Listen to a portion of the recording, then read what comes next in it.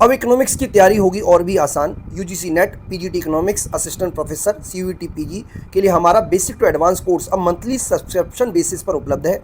कम fee में complete conceptual preparation करने के लिए आज ही Vishnu economics school app download करें। दोस्तों, इस वीडियो के साथ मैं आपको सेकंड वीडियो जो है हमारे व्यापार चक्र की उसके एमसीक्यू क्वेश्चन सॉल्व कराने वाला हूँ, जिसमें हम व्यापार चक्र का सुम्पीटर सिद्धांत, सैमुअल्सन का गुणक और त्वरक अंतरक्रिया सिद्धांत और हिग्स का व्यापार चक्र सिद्धांत के बारे में एमसीक्यू क्वेश्चन सॉल्व करेंगे। इसके नोट्स भी हैं दोस्तों, हमने ऑलरेडी तैयार किए हुए हैं, जो कि आपको हमारी एप्लीकेशन विष्णु इकोनॉमिक्स स्कूल में मिल जाएंगे। तो आप चाहे तो उसको भी डाउनलोड कर सकते हैं। तो टॉपिक पे हम आ जाते हैं। टॉपिक हमारा है एमसीक्यू क्वेश्चन पर बेस्ड है। ठीक है, सबसे पहला क्वेश्चन कह रहा है कि सुम्पीटर के अनुसार समृद्धि से मंदी की ओर परिवर्तन का सबसे उपयुक्त कारण क्या होता है। देखिए, सुम्पीटर का ये मानना था कि किसी भी अर्थव्यवस्था में जब जो नव प्रवर्तन होता है, नव प्रवर्तन वो कारण होता है किसी भी अर्थव्यवस्था में मंदी और तेजी का। यानी कि जब नव प्रवर्तन होता है तो तेजी आती है, और जब अनुरूपता हो जाती है तो वही तेजी जो है वो मंदी में बदल जाती है। यानी कि मंदी की वजह है कि नव प्रवर्तन की लाभप्रदता धीरे धीरे कम हो जाती है। तो दोस्तों, इसका आंसर सी में होगा, यानी कि नव प्रवर्तन की लाभप्रदता धीरे धीरे कम हो जाएगी। जनसंख्या में कमी, बचत में अचानक वृद्धि या तत्काल कमी ये नहीं है, बल्कि लाभप्रदता जैसे जैसे घटती है वैसे वैसे सुम्पीटर के हिसाब से मंदी की स्थिति पैदा हो जाती है। अगला क्वेश्चन कह रहा है कि सुम्पीटर के सिद्धांत में द्वितीय नव प्रवर्तन का अर्थ मुख्यतः क्या है। देखिए, जब एक बार जब नव प्रवर्तन होता है तो नव प्रवर्तन की जो पहली लहर है उसको प्राथमिक लहर बोलते हैं। प्राथमिक लहर की वजह से धीरे धीरे जो सभी के सभी लोग उस नव प्रवर्तन को फॉलो करने लगेंगे, उस नव प्रवर्तन को नकल करने लगेंगे, जिसकी वजह से द्वितीयक नव प्रवर्तन की लहर आएगी। यानी कि सफल नव प्रवर्तन की नकल के द्वारा जो विस्तार होता है उसको नव प्रवर्तन की द्वितीयक लहर के नाम से जाना जाता है। इसके अलावा अगला क्वेश्चन कह रहा है कि सुम्पीटर ने अपने मॉडल की शुरुआत में किस अवस्था से करते हैं। तो दोस्तों, सबसे पहले मैं आपको बता देता हूं कि सुम्पीटर जब अपने मॉडल की शुरुआत करते हैं तो ये मान लेते हैं कि अर्थव्यवस्था पूर्ण रोजगार संतुलन की स्थिति में है, और पूर्ण रोजगार संतुलन की स्थिति के बाद ही वह स्टार्ट करते हैं कि नव प्रवर्तन होता है। यानी कि वो आर्थिक संतुलन के बाद नव प्रवर्तन की वजह से ही अर्थव्यवस्था में परिवर्तन को मानते हैं। सुम्पीटर के अनुसार बैंक की महत्वपूर्ण भूमिका क्यों होती है। देखिए, सुम्पीटर के अनुसार वित्तीय की समस्या नहीं होगी। वित्तीय की समस्या क्यों नहीं होगी? क्योंकि वित्तीय संस्थान ऋण देने के लिए तैयार बैठे हैं। यानी कि उनके हिसाब से जो बैंक या वित्तीय संस्थानों का काम नव प्रवर्तन के लिए आवश्यक ऋण उपलब्ध कराना होता है, और आवश्यक ऋण उपलब्ध कराने की वजह से ही अर्थव्यवस्था में कभी वित्तीय की समस्या होती नहीं है। इसके अलावा अगला क्वेश्चन कह रहा है कि नव प्रवर्तन के लिए सुम्पीटर का कौन सा व्यापार चक्र का सही दिशा है। देखिए, सबसे पहले मैं आपको बता देता हूँ कि इस स्थिति में जब सुम्पीटर की बात करें तो नव प्रवर्तन होगा, नव प्रवर्तन के बाद निवेश बढ़ेगा, निवेश के बाद समृद्धि होगी, समृद्धि के बाद धीरे धीरे अनुरूपता आएगी, जिससे लाभ में कमी आएगी और मंदी आएगी। यानी कि नव प्रवर्तन के बाद समृद्धि आती है, समृद्धि के बाद मंदी आती है। ये ही बेसिकली ऑर्डर होता है।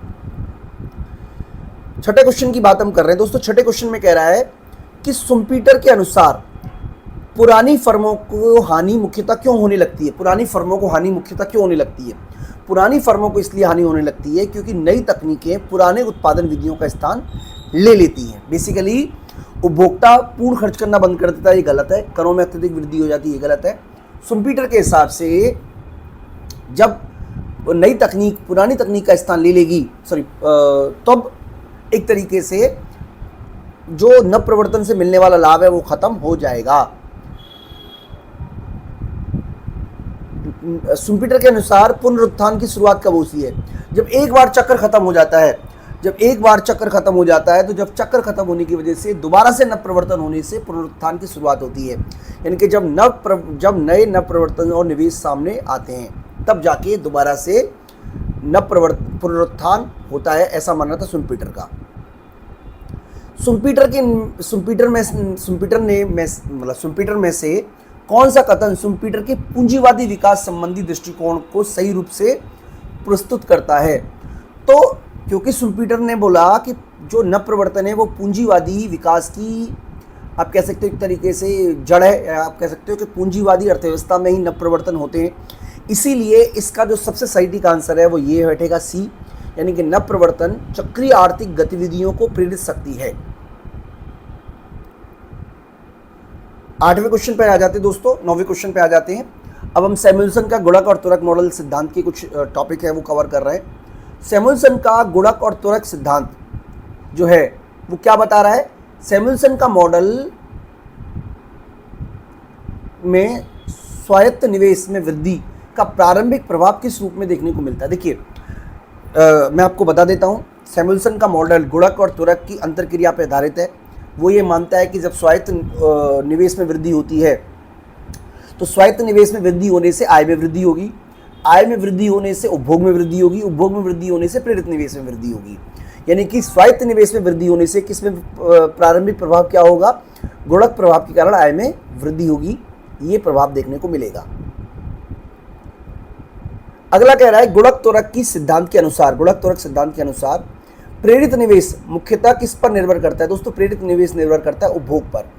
अगर बेसिकली त्वरक सिद्धांत और गुणक सिद्धांत की अंतरक्रिया पर आधारित ये सिद्धांत है। ये सिद्धांत बताता है कि जो भी प्रेरित निवेश है, प्रेरित निवेश निर्भर करेगा उपभोग में परिवर्तन के आधार पर। अगर उपभोग में परिवर्तन होगा तो निवेश में परिवर्तन होगा, अन्यथा परिवर्तन नहीं होगा। तो दोस्तों इसका जो आंसर है वो बी है। इसके अलावा दोस्तों जो नियमित चक्र है, नियमित चक्र का मतलब मैं आपको एक बार बता देता हूँ। नियमित चक्र का मतलब क्या है? जैसे एक मिनट बच्चों, नियमित चक्र मतलब रेगुलर चक्र। जैसे मान लीजिए ये अर्थव्यवस्था है और रेगुलर चक्र, सेम स्पीड के चक्र आएंगे, इसे कहते हैं रेगुलर चक्र। रेगुलर चक्र तब होता है जब एमपीसी 0 पॉइंट, मान लीजिए हमने जैसे कि आपको जब हमने थ्योरी कराई थी तो हमने बताया था कि अगर एमपीसी है 0.2, 0.5 और वी जो है वो अगर 2 है तो इसकी वजह से इस कंडीशन में हमारा नियमित चक्र हमें मिलेगा, रेगुलर चक्र मिलेगा। यानी कि हमारा जब के आएगा, के का फार्मूला होगा 1/1 माइनस एमपीसी, यानी कि 1/1 माइनस 0.5, तो आंसर हमारा 2 आ जाएगा। यानी कि जिस स्थिति में हमारा के और वी बराबर होते हैं, वी का मतलब होता है त्वरक और के का मतलब है गुणक, जिस स्थिति में के और वी बराबर होते हैं उस स्थिति में हमें नियमित बिजनेस साइकिल देखने को मिलते हैं। इसके अलावा पर सीमित उतार चढ़ाव यानी कि डम्प्ड साइकिल, डम्प्ड साइकिल का मतलब क्या हुआ? इस तरीके का,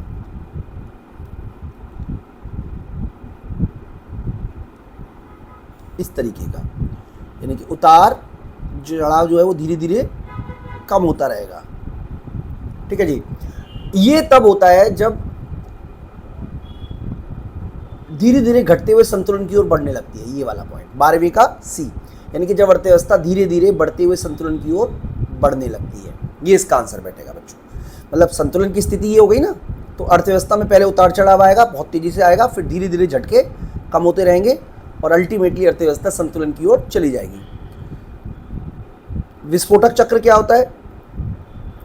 विस्फोटक चक्र इस तरीके का, मतलब एक बार अगर इस तरीके का विस्फोटक चक्र, यानी कि ये तब होता है जब V बहुत बड़ा होता है K से, तब जाके विस्फोटक चक्र मिलता है। यानी कि जितना ज़्यादा ये वाला त्वरक गुणक से अधिक हो, दिस वन।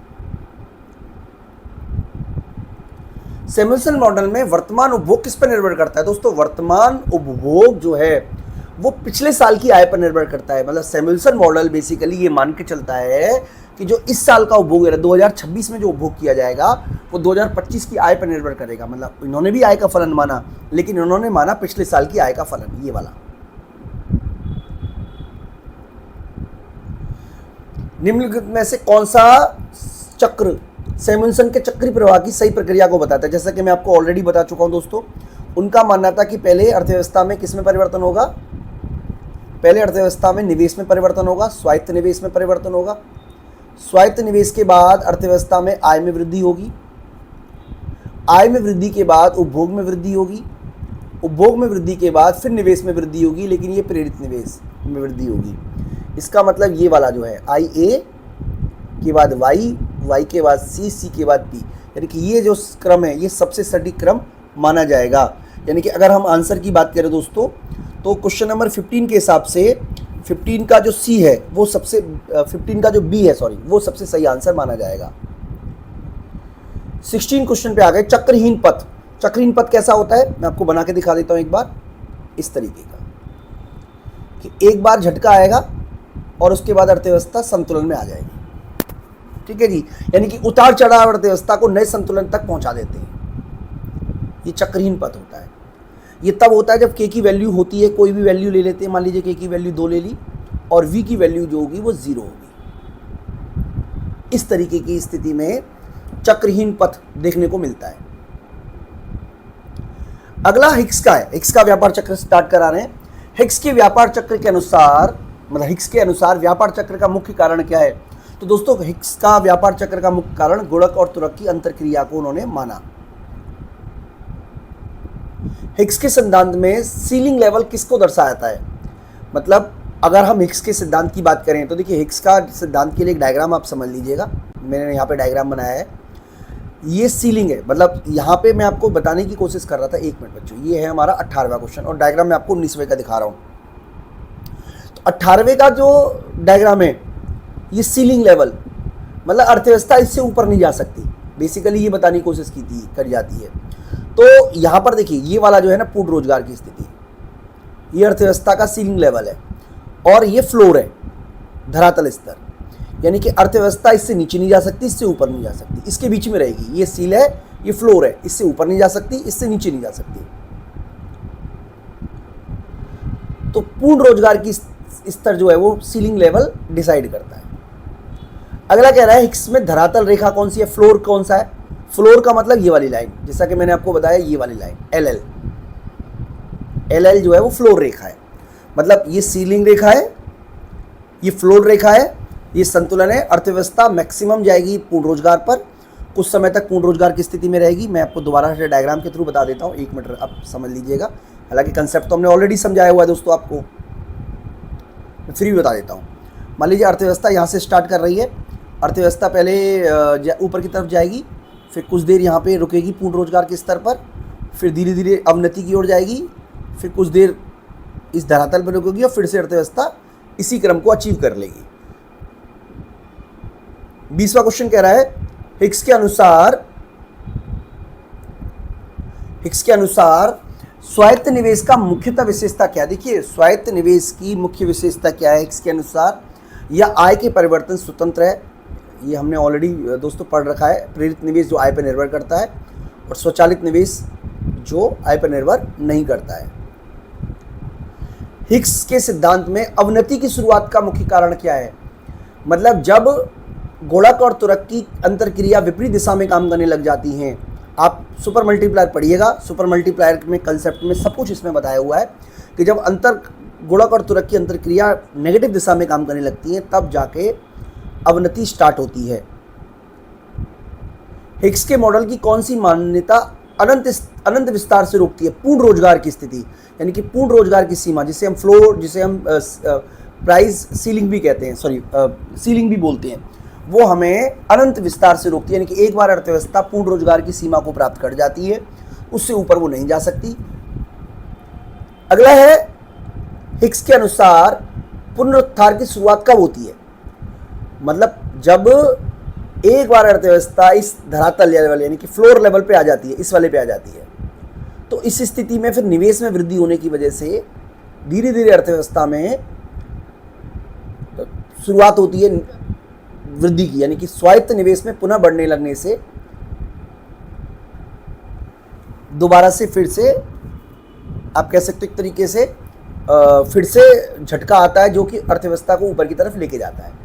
हिक्स के अनुसार प्रेरित निवेश मुख्यतः किस पर निर्भर करता है? दोस्तों प्रेरित निवेश करता है आय और उपभोग में परिवर्तन पर। ठीक है जी, हम बार बार समझ चुके हैं। प्रेरित निवेश आय और उपभोग में परिवर्तन पर निर्भर करता है, स्वायत्त निवेश आय पर निर्भर नहीं करता है। हिक्स के सिद्धांत में धरातल जो है, एक मिनट, हाँ, हिक्स के सिद्धांत में धरातल का सबसे उपयुक्त अर्थ क्या है? धरातल का मतलब है इससे नीचे नहीं जा सकती अर्थव्यवस्था, यानी कि वह न्यूनतम स्तर जिससे अर्थव्यवस्था नीचे नहीं जा सकती है। दोस्तों ये सारे के सारे क्वेश्चंस के आंसर दिए हुए हैं और मैं उम्मीद करता हूं कि आपको सारे के सारे कंसेप्ट समझ में आए होंगे। दोस्तों अगर आप हमारे कोर्स से ज्वाइन करना चाहें तो आप हमारी एप्लीकेशन विष्णु इकोनॉमिक्स स्कूल के माध्यम से हमारा महा basic to advance course join कर सकते हैं। इससे आप असिस्टेंट प्रोफेसर की तैयारी कर रहे हो, यूजीसी नेट की तैयारी कर रहे हो, पीजीटी इकोनॉमिक्स की तैयारी कर रहे हो, या किसी भी एग्ज़ाम की तैयारी कर रहे हो, आपकी तैयारी बहुत अच्छी तरीके से हो जाएगी। अब आप इसको मंथली सब्सक्रिप्शन बेस पर हमारा पूरा का पूरा ये कोर्स है, तो मैं उम्मीद करूँगा कि इस कोर्स से आपको बहुत फ़ायदा होगा। इस वीडियो में इतना ही, थैंक यू।